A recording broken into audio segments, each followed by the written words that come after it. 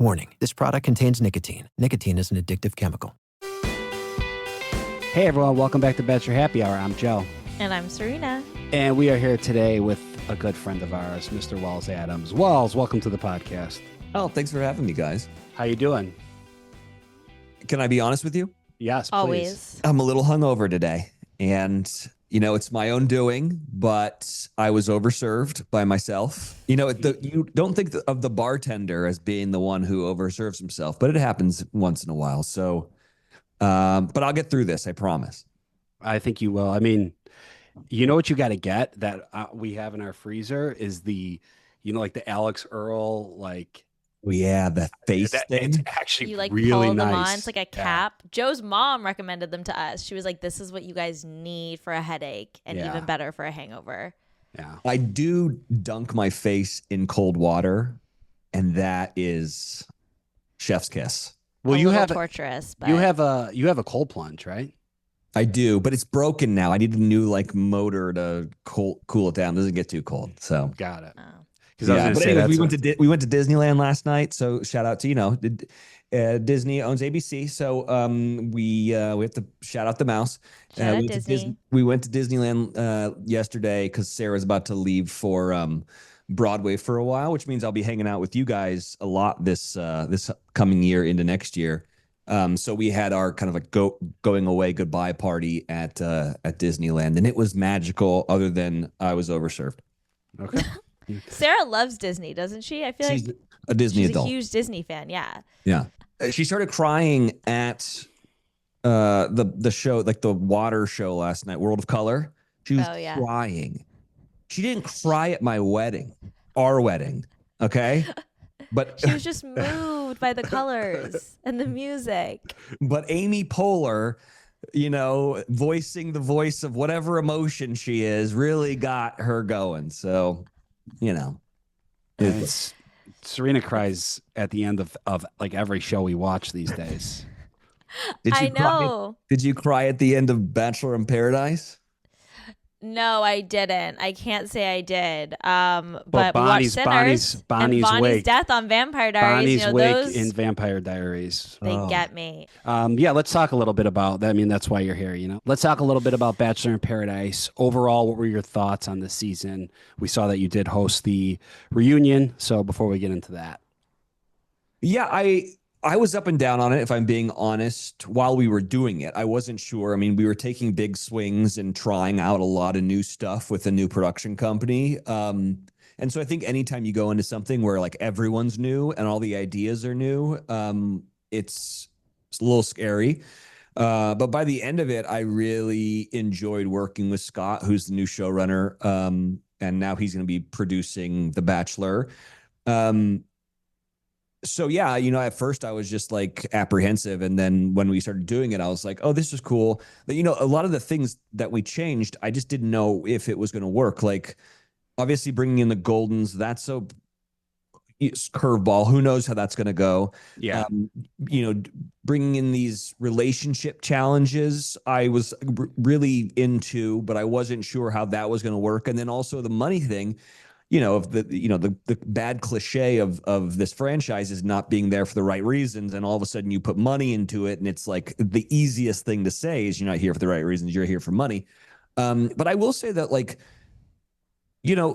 I've done 8 seasons now, and I was pretty impressed with the fact that so many relationships were this strong, this far removed from filming. Like we did the reunion show, and I was like, wow, a lot of you guys are still together, which hasn't been the case in years past. So my thought is that all these like relationship tests and money and all this kind of stuff, I think it strengthened the relationships that were working. And then for the other ones, it kind of like got rid of them. And I think that going forward, it's a good kind of way to do the show. Well, I have a question moving forward.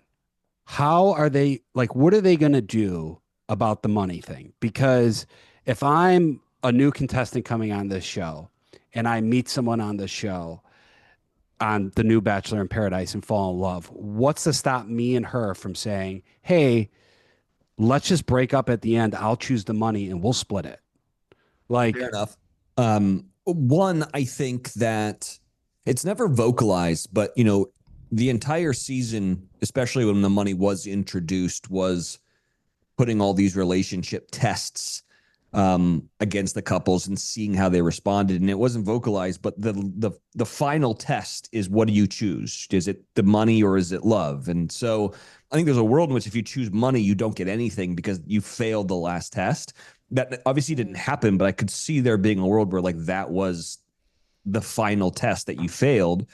All that to be said, I don't think there's any world in which we do the season 11 like we did season 10. I think we'll have to pivot over to some new thing. We'll see what that is. Yeah, like pick and choose from what worked, what didn't this season, and kind of evolve from there. Yeah, and I think that there were some things that really did work this season, and then I think there were some things that like Bachelor Nation was angry about and wanted to have come back. And it was interesting because like halfway through the season, a lot of things started coming back that Bachelor Nation, like the theme song really just started coming back. Well, it came back and then it went away again. Yeah. It was funny too because like I'm not in the theme or the intro until like the end of the season for some reason. And I remember being like, so when am I filming my like funny intro? And they're like, oh, we're not doing that this year. We're doing these sexy things.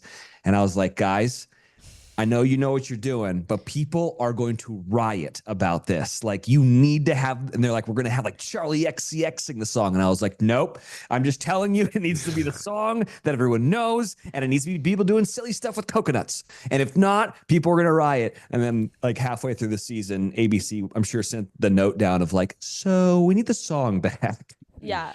They're like, hey, well, so actually on your itinerary today, you're going to be filming your funny intro. Yeah, I know. That was the thing. I had good ideas for my intro. I've always, I think about it for the year, leading up to it. And they were like, no, we're doing these sexy things. And I was like, okay, no, I don't want to. Like, I've got an idea for something and we never got around to filming it. And then what they used was like this. It was like an upshot. So it's like a lot of jowl. And it's like me, breaking off some ice from the I Know What You Did Last Summer bit that I did with Jesse for the, the movie integration. And I was just like, man, next season, I need to make sure that like I film a proper one of these. We need less jowl. Less jowl. Forward angles. Yeah, like how you do a selfie, arm up, Go ahead, Serena. No, sorry. We've been doing this all day. Like we cannot get. We're not in the same location right now, so our timing's off. Where are you guys? I'm in New York and Serena's in Toronto. Okay. Can we talk about Toronto real quick? Please. I wanted to ask you how your time was. Oh my God. It's good, right? I went and filmed a new show there that will be coming out this holiday season. And I've only been to Toronto during the wintertime, which sucked because it's very cold. And I feel like no one really goes out, but I got to do it in the summer this time. And I texted you and was like, where do I go? Can I just say that Toronto has the best food scene of like any city I've been to in a very long time. It has a great food scene right they now. Have specifically. They have some restaurants that like we went to this place. I don't know if you were able to go there, Martine's. It was like one of the best restaurants I've been to in a few years. It was so good. No, the place I went to, Alouette. Yeah, we've been there. Really, Alouette's great. And then Bar Reval or Revel or something. So Martine's, I think, is the same owner as Bar Reval. Yeah. I think they're like actually right next to each other. And Bar Isabel, that place. Bar Isabel. You went to Le Swan. Yeah, Le Swan. I like Le Swan. Yep. They do French really well. They do. Yeah. But there was also French, a lot of Canadian. Spanish, Portuguese stuff as well. Anyways, nothing but good things to say about Toronto. I loved your city. I'm so glad. That makes me so happy. I love all the Toronto love that's happening these days. There's so much filming here right now in the summer too, which is always fun. And TIFF's going on, so good times in Toronto. Nice. Bachelor in Paradise. Yeah, sorry. No apologies needed. Do you miss your tiny ass tiki bar? Yes. I was that's crazy that you asked that because I was gonna ask that as well. Location. Yeah. I miss the location just in general. Yeah. Like if you notice watching this season, it's hard to funnel everyone in to talk to me. And so it's really fragmented. And so I wasn't able to do as much like doling out of advice or like having heart to hearts with people, which I do think is an important part of my job. I noticed the layout. It's like giving like, big comfy couch shape, like, and everyone's kind of got their spot, but you're kind of kept at a distance. Like the size of the bar is you're like a significant physical distance from the people sitting at the bar. And then we used to all corral around your bar. So it would be like a group situation, whereas everyone's very like pocketed off in their pairs, like spread out, like definitely a different layout, which I thought was interesting. Yeah, I think that if we do the show again, we'll think about things differently. Because, originally they were like, you're going to be in the pool bar. So everyone's going to swim up to you, which in theory sounds really cool. And then I was like, but how often is everyone in the pool all the time? And it was because they have to get them mic'd, too. And that was the other thing is that then we have to have people over there with booms trying to pick up the sound from them because they were in the pool. And then they ended up just like kind of corralling behind me where there was no camera coverage. And I was like, guys, this isn't working. You have to put me up there. And so, like I miss Sayulita in that respect of like, it funneled everyone to me. And then, Bachelor Nation, like became aware of like the slang that we would use for that old place, like Jungle Path or Boom Boom Room or Hobbit Hole and all this kind of stuff. And so it became almost like a character, like the steps leading down to paradise was like a character. Like day beds. There's no day beds. No day beds, no murder bird, no crabs. So that's stuff that like I do miss. This episode about wine and feel. I spend all day just a simple promotes high. Go liver period. Oh, calm for more. So Podcast with a kitten too. Look for they come to the reunion without receipt at the end. what kittens want. Let's jump into the reunion real quick. So one of the main topics was, Kat at the end. She's got a boyfriend, according to Sean and Alicia. Then Sean says he has receipts. And nowadays, if you're going to say you have receipts, usually you have receipts. Yeah. They come to the reunion without receipts. What's your take on the whole thing? Yeah, I'm disappointed. I'm disappointed in a lot of things. Mainly, I'm annoyed that there wasn't a camera with him when he called this guy right off the show. Like that would have For been sure. very Yeah. And then like a SWAT team going through Kat's bag. Just for fun. Exactly. Or me and Hannah with like a magnifying glass, Yes, Like, exactly. why didn't we do that? I remember when I heard about this, like while we were still filming, I was like, he's got his phone and he's what? And then no one called or no one filmed him. So I was really excited for him to come to this reunion show to show the receipts. And then he didn't. So then I'm like, well, What's true, what's not? yeah, like now it's really hard for me to believe you. Like it's a he said, she said situation. Well, he kind of took a step back too from like you had the phone during filming to you had it in the holding hotel. Yeah. Which is a totally different situation. Absolutely. And like my takeaway is that I think a lot of these folks were dating people coming into the show. And I don't think there's really anything wrong with that. And I think this is actually the most honest a cast has been about it, because even Andrew kind of jumped up and was like, I was dating people before we went too. Like I feel like a few people were like, we were all doing this, just no one talks about it because it's kind of seen as taboo. Yeah, I agree. And like even Andrew was like, okay, but now that we're together, and he was like, Alex, you need to make sure all your side pieces know that like I'm in the mix. And I was like, oh, okay. Yeah. So yeah, I agree with you. I think that everyone's way too good looking to not have had like some relationships before the show started. And that's now kind of what I'm going with when it comes to Kat is, yeah, sure, she probably was kind of dating someone maybe on and off, but she went on the show. So that means it's kind of off, I guess. I don't know. Yeah, she came on and described it as like he was on the roster, like he was in the mix, but like there was no like exclusive relationship happening with this person. Yeah, I don't know how I feel about it. Like I get it. And I think you could, I don't know. It's a gray area. Yeah. I just wish we could have flown him in. get this guy in here. Let's Get I him want to to the meet him. reunion. Yeah. What did you think about the other big piece of drama that happened during their reunion, which was the fight between Bailey and Jeremy, and then Alex and Andrew? Yeah, I think that Andrew had a leg to stand on a little bit. If everything that he said was true is true, then I understand where he's coming from. Him saying like, we invited you guys. We called and apologized, or Alex called and apologized, and then we had you guys in Chicago and we all hung out and you stayed with us or whatever. And then we apologized again, and then you went on a podcast and kept on kind of like piling it on.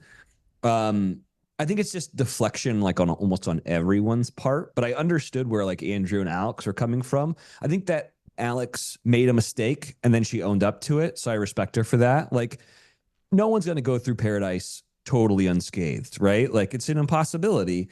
As long as you can just like own that, like, hey, I made a huge mistake and I'm sorry and I should have told you, but like I was closer friends with Jeremy or whatever her thing is fine. So yeah, it's wild to me though that like, and I love everyone, but it's wild to me that like still somehow it's not Jeremy's fault, it's Alex's fault or it's Andrew's fault, like what I say on the show is like, I feel like I'm taking crazy pills and I still feel this way. Yeah. And I feel like people were so happy, like us included, to see you say that. Yeah. Because watching it, I'm like, this cast is gaslighting me. Like, Yeah. I think I know what's going on here, but they're making me question my reality. And I feel like you also felt that way being in the mix. Absolutely. I also told all of them because I heard about what was happening, and it's not my place to tell Bailey about what's going on. That would be real manipulation of the situation, right? Mm-hmm. But I had heard from a lot of people knew, right? Yeah. So many people knew that Hannah and I knew. And how did you feel then about Spencer at the reunion being like, I hear 12 rumors a day, most of them aren't true? I think that's, That's a stretch. That's Yeah. a big. When I heard that, I was like, that's a stretch. I said, Yeah. sure, but Yeah. like this one though, like what about this Yeah. one? Yeah. I don't know. I think that Spencer is really good at keeping his nose clean, right? Like he kind of doesn't want anything to do with it. So like I give him grace on that whole thing. But yeah, like Hannah and I both had talked to a lot of cast members on camera being like, it's wild that no one's telling her. Yeah. And then I remember a couple cast members were like, really? You think so? And I'm like, what are you talking about? What was blowing my mind, I was like, this is going to be on TV, right? Like, you guys are going to have to go to some reunion show and watch these clips back, right? And they're like, yeah, but, it's not our place. And, this younger generation is like, they're really great about being like, that's your problem, not my problem, Yeah. But Yeah, but I will say, like, if I just go back to like our Paradise, if I found out that was happening to someone, I may have just been like, hey, like I'm dealing with my own shit right now. yeah. I mean, what about that? Like, did you have any grace for like the people that are working on Yeah, their but what are relationship? people? What? I don't know. I mean, I guess like, it's I different was when there's involved in everything. actual- I was involved in everything, so I probably would have. Yeah. But at least I was going to say, Joe, you'd be the first one to be like, Jeremy, you need to leave. Well, there's a lot of people that I would have kicked off that beach. Just watching this whole season, I was like, there's a lot of people that have to go right now because you're not following the rules. There are rules coming onto this beach, and a lot of you are not following them. Yeah, they rewrote the rules this year for sure. Yeah, I think it's everything was different, and then when there was money involved, right, and like, the really like finding out whose relationship was the most, it was the strongest, or like ironclad. It seemed like a perfect opportunity to be like, hold on a second, who's here for the right reasons, Yeah. It blew me away, but it is what happened. The I'm glad right that they let me. reasons I'm glad theme that, kind of went out the window. yeah, I feel like no one this season, that I feel like was the biggest difference between past seasons and this seasons, is like the policing of ethics and the rules of Paradise everyone was like, do what you want. I don't care. Just don't expose me for what I'm doing behind the scenes. I won't expose you. Every man for themselves. Keep your mouth shut.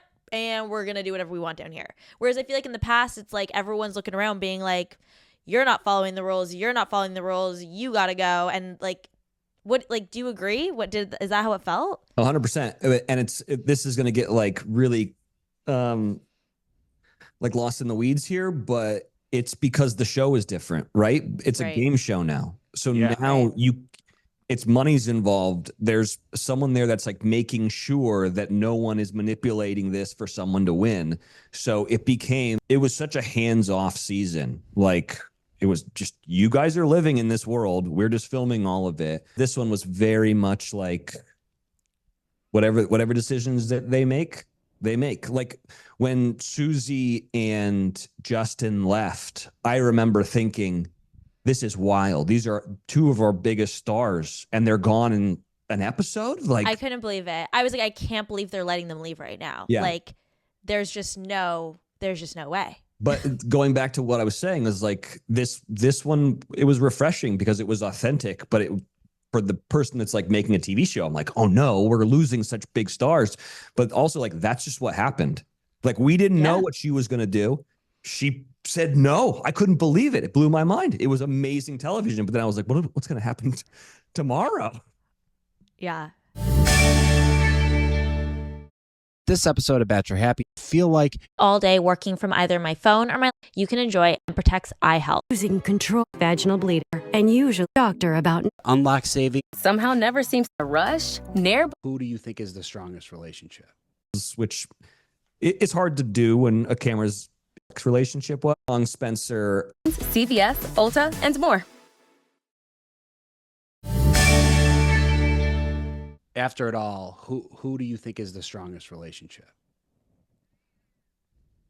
Well, I think you see how strong Spencer and Jess are. Like, I think that was really showcased well. I think that we got so lost in the weeds with the Jeremy Bailey of it all that the thing that got left on the cutting room floor was how cute the Andrew and Alex relationship was. And like, while it was happening in front of me, they're the couple that I was like, you guys, I really like watching your love story because they're both weirdos, but like authentically themselves, which it's hard to do when a camera's being pointed at you. And it was like a kind of a slower burn, you know. I don't know what season, I can't remember what season you are, but like what Jess and Spencer remind me of was Dylan and Hannah. It was like, okay, you guys are going to get engaged at the end of this right in the beginning, right? And then there are some relationships that you see like kind of evolve and grow, and that was more of the Andrew and Alex thing. And I really appreciated watching their love story. And I was bummed that I think a lot of it was left on the cutting room floor for the drama, which I understand. But yeah, they're really cute. I have a lot of respect for all the couples. But I like them. They're like the cutest to me. They're really cute. I think they're a good fit too. Yeah. I was happy about them.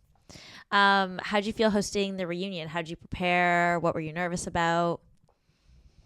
How did I prepare? I talked with a producer and we kind of figured out all the stuff that we needed to get through. I mean, we had a lot of leeway because we had a much bigger chunk of time to be able to do it, which is kind of nice. Like it was a blessing and a curse. I think it was too bad it wasn't on TV and Jesse hosting it because I think the fans really wanted it. But when you do that on TV, you got to truncate it down to a very, very small window. Whereas this one was nice because it was just really wide open and we got to talk about kind of everything. What I wanted to do was I really wanted to try to like emulate Andy Cohen on See What Happens Live, like his whole thing of he kind of just moderates and then asks questions that the fans have and then lets that kind of drive conversation. I really, I've been on his show because of Traders and stuff. And so I liked how he did it. So that's what I was kind of emulating. If you watch it back, things I was nervous about logistically, I wanted everyone to be with a lav mic or lapel mic, all these they don't know where it's an SM58 kind of in front of them or kind of behind them. You know, some people are on top of it. And so like, I knew as like the sound engineer, radio guy from my past, I was like, this is not going to sound like I want it to sound, you know? Yeah. There was one point where Jeremy, I was like listening to it being like, lean into the mic, yeah. Jeremy. I know. Then I also wanted to be like, all right, just send me this audio. Let me normalize it. Let me fix it. I can do this. Like, just. Yeah. But I will say the isolation of audio, like of everyone's voices, I was actually impressed by that because I was like, I don't know how they're going to do this with everyone talking over each other. Well, so I had a conversation with them before we started filming, being like, okay, I used to be a radio host, and just let me tell you what's going to happen. If you have two people talking at the same time, no one's talking. No one's going to be able to hear it because everyone's talking over one another. So if you want to say something, and then let that person finish before someone else starts speaking. Otherwise, your point will get lost, and we'll probably have to cut it because it'll sound like trash. And so they understood that, and then they kind of respected that, which was nice. That's good. Yeah. Moving forward, the show is somewhat of a hybrid right now. It's a competition show. It's a love show. It's a little bit of both. What do you want to see out of the cast? Do you want to see more Hot Shawns where they're trying to win the game, or more Spencers where it's all about love? Like, this is a love show for me. I think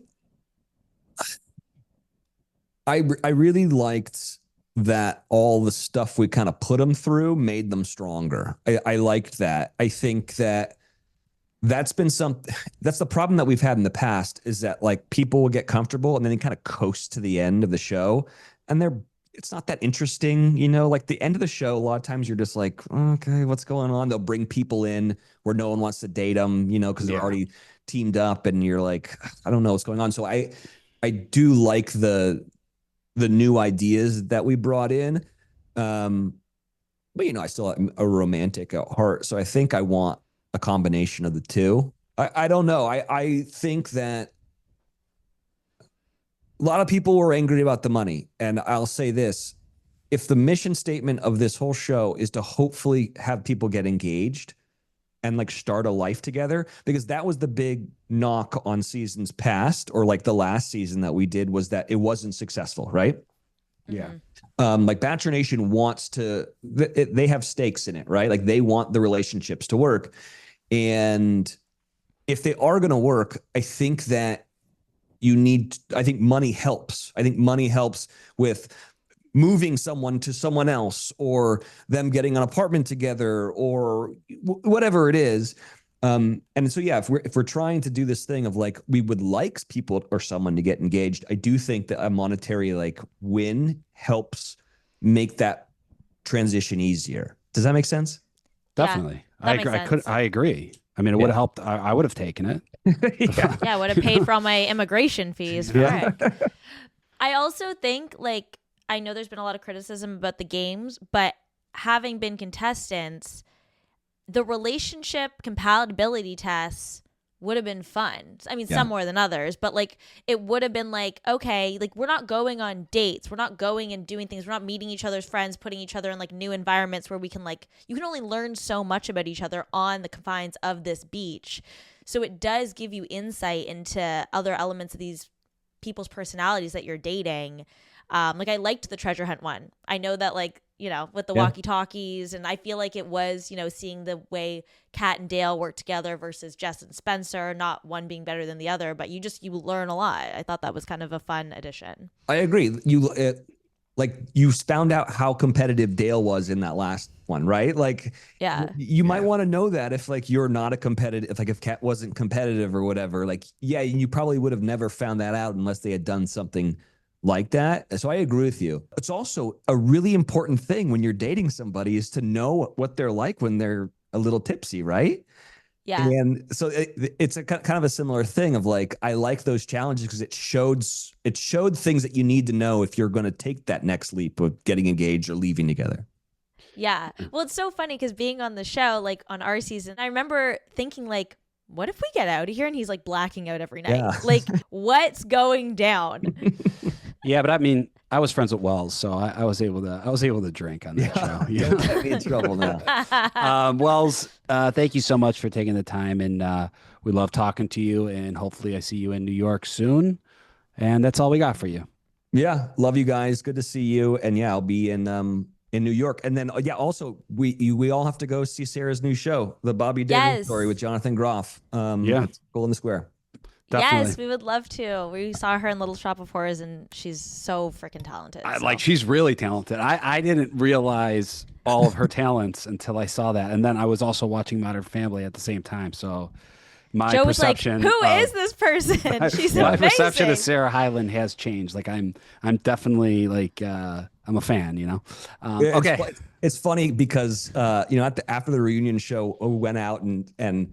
By the way, I love Jeremy. I love Bailey. I love everybody. And I said that thing in the show where I was like, is it just me or is Bailey like way out of his league? Like, this guy is redder than a tomato and he's like sleeping all the time.